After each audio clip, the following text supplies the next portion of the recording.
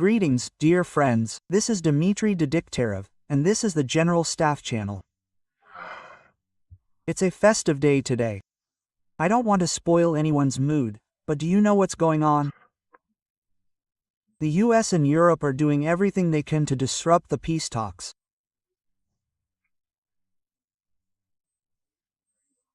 Yesterday, a coalition of the willing met and declared that France, Great Britain, and Germany would send their military contingents to Ukraine after the fighting ends, that is, when the shooting stops.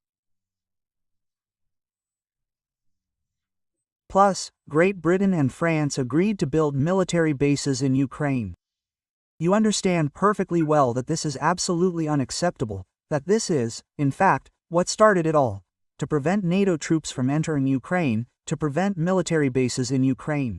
And now they're saying outright, we'll do it. What kind of peace can we talk about then? What are they trying to achieve? They're trying to achieve either Russia's capitulation or continued fighting. That's what they're trying to achieve. Happy holiday to everyone who celebrates Christmas on this day.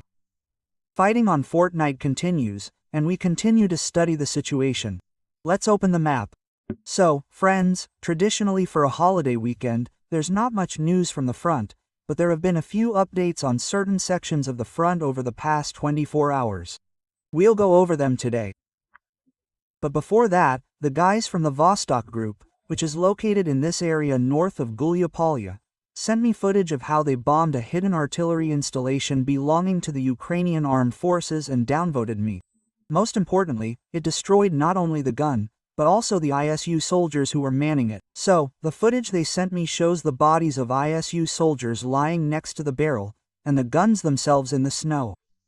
I'd like to show you this footage here too, so as many people as possible can see it. Yes, it's against the rules. So, follow the link in the description to my Telegram channel, and you can see this footage there. I just posted it, literally a couple of minutes ago. Once again, the link to my Telegram channel is in the description and in the pinned comment. Go ahead, subscribe, and watch. Now, let's move on to the front. We'll start with the area we discussed in detail yesterday, Kupiansk. Yesterday, we discussed the counterattack by the Ukrainian Armed Forces, during which they managed to penetrate into the southern part of Kondrashivka. However, if you remember, I told you that there is information about our advance, and even objective surveillance footage has emerged. And according to this information and this footage, our soldiers managed to advance westward toward a neighboring village, evading the counterattack, most of which remains under our control. That's the village of Tyshanovka. And most importantly, our soldiers managed not only to, reach the village, gain a foothold somewhere on the outskirts, but also to enter and occupy the industrial zone. This is precisely the area marked here on the map. And this kind of advance is exactly what we desperately need here on this section of the front, as it's what forms the flank, in this case, the northern flank of Kupiansk. That is, if we can develop an offensive from the industrial zone and take control of Tichanovka, and from there, access to the railway, then we'll create a descent along the railway and link up with the positions in Moskovka.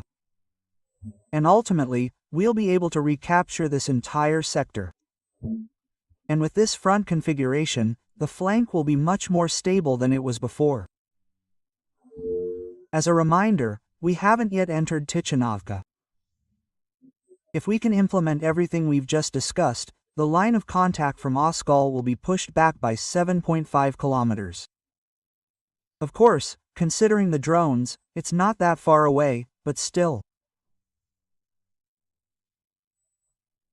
Yes, it will be covered, it will be hit, of course, but nevertheless, it's already better than the current 4 to 5 kilometers we have. Overall, we are currently seeing the first real attempt to change the situation by forming a reliable flank. We'll see how the situation develops. Regarding Kupiansk itself, as of January 7, 2026, fighting in the city continues. The Ukrainian army failed to achieve a blitzkrieg, and they are bogged down in urban warfare. They have been conducting assault operations for over a month. And despite their bombastic statements back in mid-December, when they said, "That's it, the city will be retaken in just a couple of days," no, they still have a month left to fully retake Kapinsk. This, of course, doesn't mean we should relax at all. The offensives are heavy, they are not abandoning many people, nor equipment. Just so you understand the scale of the effort and resources the Sioux is currently investing in capturing Kapinsk. In 6 days of January, our drones destroyed 70 vehicles. Again, 70 vehicles on this one sector of the front in 6 days alone. And that includes 2 tanks, 8 armored fighting vehicles, and 3 artillery pieces destroyed. The scale is impressive. However, despite such efforts, our soldiers continue to hold their positions in the city. The chances of permanently holding the city without normal, stable logistics remain slim.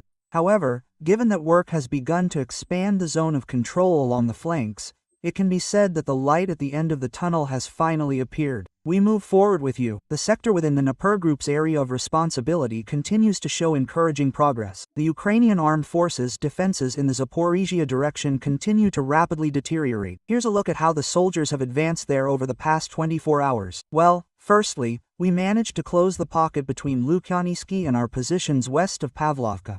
Secondly, and most importantly, the fighters managed to breach the Ukrainian Armed Forces defenses on the approaches to Novaya Yakovlivka, captured strongholds, entered the village, and occupied virtually the entire western part of Novaya Yakovlivka.